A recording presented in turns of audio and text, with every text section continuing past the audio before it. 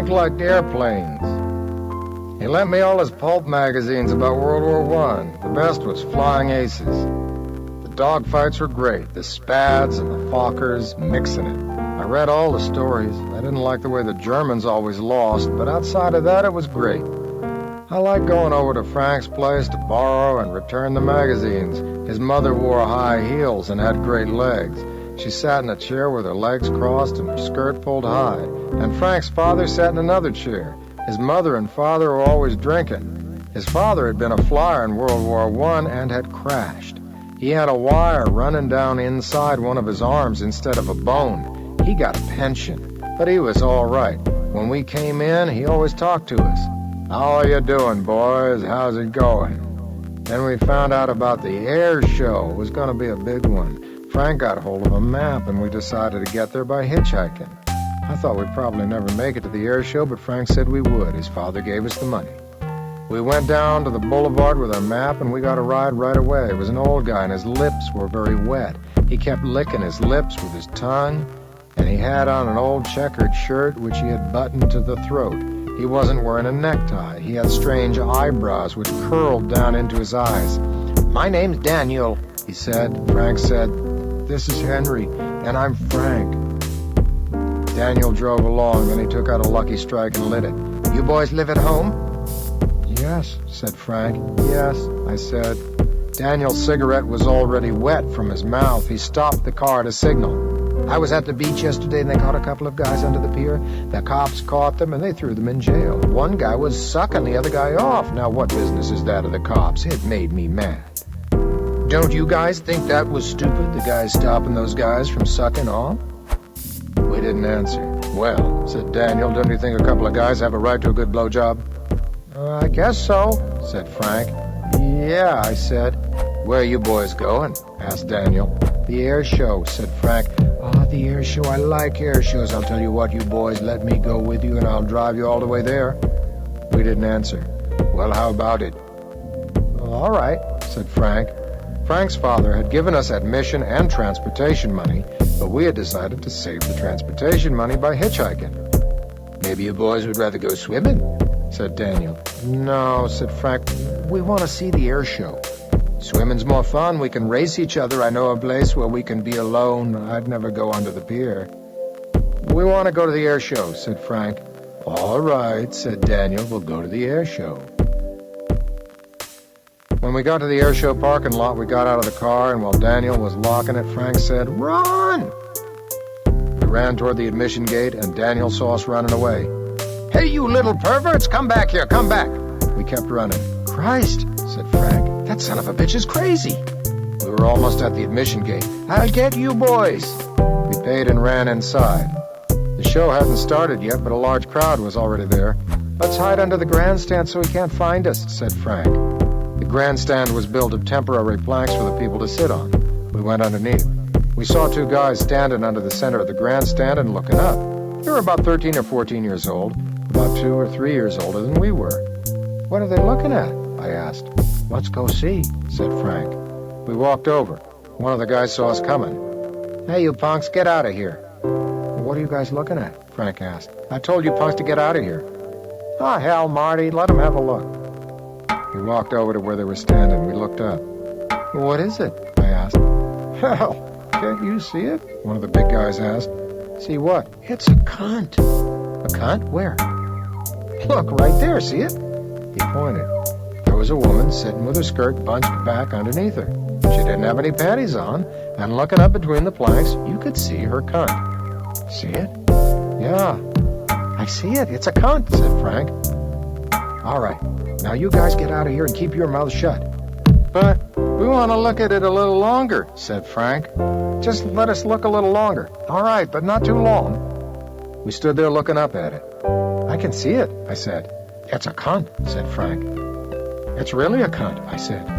"Yeah," said one of the big guys, "that's what it is." "I'll always remember this," I said. "All right, you guys, it's time to go." "What for?" asked Frank. "Why can't we keep looking?" "Because," said one of the big guys, "I'm gonna do something." "Now get out of here." We walked off.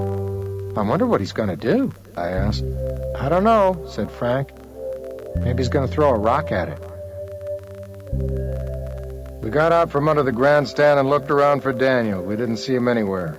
Maybe he left, I said. A guy like that doesn't like airplanes, said Frank. We climbed up into the grandstand and waited for the show to begin. I looked around at all the women.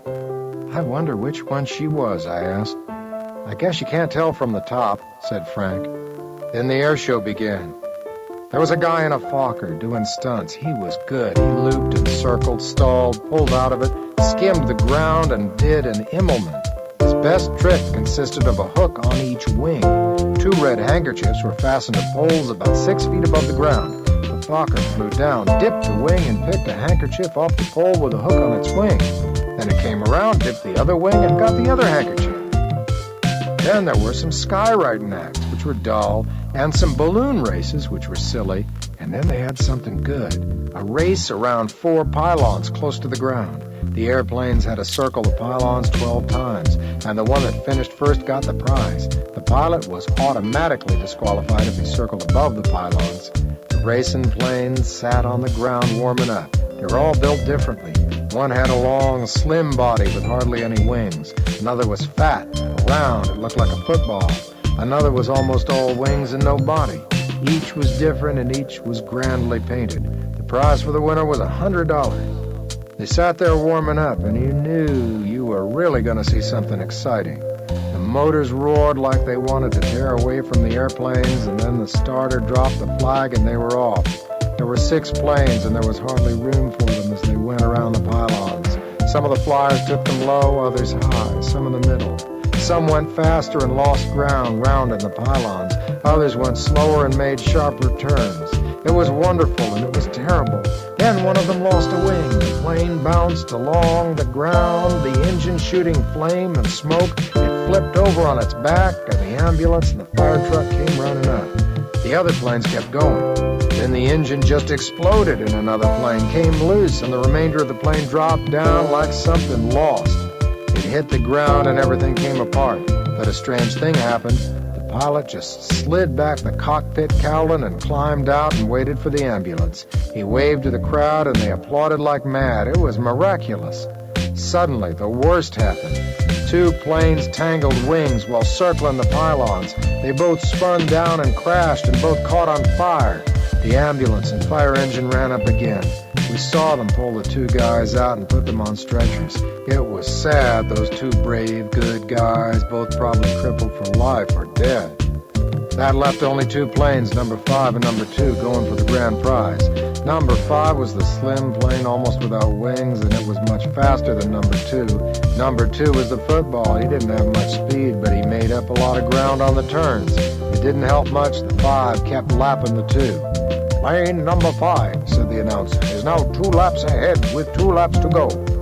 It looked like number 5 was going to get the grand prize. Then he ran into a pylon. Instead of making the turn, he just ran into the pylon and knocked the whole thing down. He kept going straight down the field, lower and lower, the engine at full throttle, and then he hit the ground. The wheels hit, the plane bounced high into the air, flipped over, skidded along the ground. The ambulance and fire engine had a long way to go. Number 2 just kept circling the 3 pylons that were left, and the 1 fallen pylon, and then he landed. He had won the grand prize. He climbed out. He was a fat guy, just like his airplane. I'd expected a handsome, tough guy. He had been lucky. Hardly anybody applauded. To close the show, they had a parachute contest. There was a circle painted on the ground, a big bullseye, and the one who landed the closest won. It seemed dull to me. There wasn't much noise or action. The jumpers just bailed out and aimed for the circle. This isn't very good, I told Frank. Nah, he said. They kept coming down near the circle. More jumpers bailed out of the planes overhead. Then the crowd started oohing and awing. Look, said Frank. One chute had only partially opened. There wasn't much air in it. He was falling faster than the others. You could see him kicking his legs and working his arms trying to untangle the parachute. Jesus Christ, said Frank. The guy kept dropping lower and lower. You could see him better and better. He kept yanking at the cords, trying to untangle the chute, but nothing worked. He hit the ground, bounced just a bit, then fell back and was still. The half-filled chute came down over him. They canceled the remainder of the jumps. We walked out with the people, still watching out for Daniel. Let's not hitchhike back, I said to Frank. All right, he said.